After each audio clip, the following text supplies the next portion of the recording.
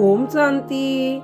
हमारे चैनल में आप सभी का स्वागत है। एक सुंदर कहानी लेकर आए हैं जो आपको जीवन जीने की कला सिखाएगी।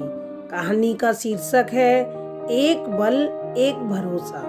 आइए सुनते हैं कहानी। हवाई जहाज उड़ान भरने पर था। सभी यात्री अपनी अपनी सीट पर बैठे थे। सामने की सीट पर एक 6 साल की बच्ची बैठी थी। उसके बगल में एक युवक भी बैठा था। हवाई जहाज ने धीरे धीरे हवाई पट्टी पर दौड़ना शुरू किया और कुछ ही देर में वह आसमान से बातें करने लगा। हवाई जहाज जैसे ही ऊपर उड़ा सभी आनंद से विभोर हो गए। तभी अचानक हवाई जहाज में हलचल हुई। हवाई जहाज हवा में डगमगाने लगा। सभी यात्री भगवान को याद करने लगे, चिल्लाने लगे। वह युवक भी सहम गया, चिल्लाने लगा।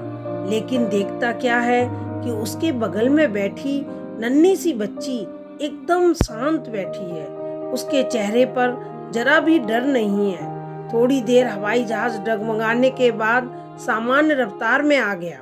वह युवक बड़ा अचंभित था कि इतना सब कुछ होने पर भी वह बच्ची डरी नहीं। उसे लगा कि शायद उसे खतरे का भान ही ना हो। इसलिए उसने पूछा, बेटा आपको पता है क्या हो रहा था? बच्ची ने कहा, हाँ मुझे पता है, हवाई जहाज खतरे में था। युवक को फिर आश्चर्य हुआ। उसने फिर पूछा, पता होने के बाद भी आपको डर नहीं लगा? बच्ची ने बहुत सुंदर जवाब दिया। कहा, हवाई जहाज के पायलट मेरे पापा हैं। उन्हें पता है कि मैं हवाई जहाज में हूँ और वो कभी मेरा नुकसान नहीं होने देंगे। युवक बस एकटक उसकी ओर देख रहा था।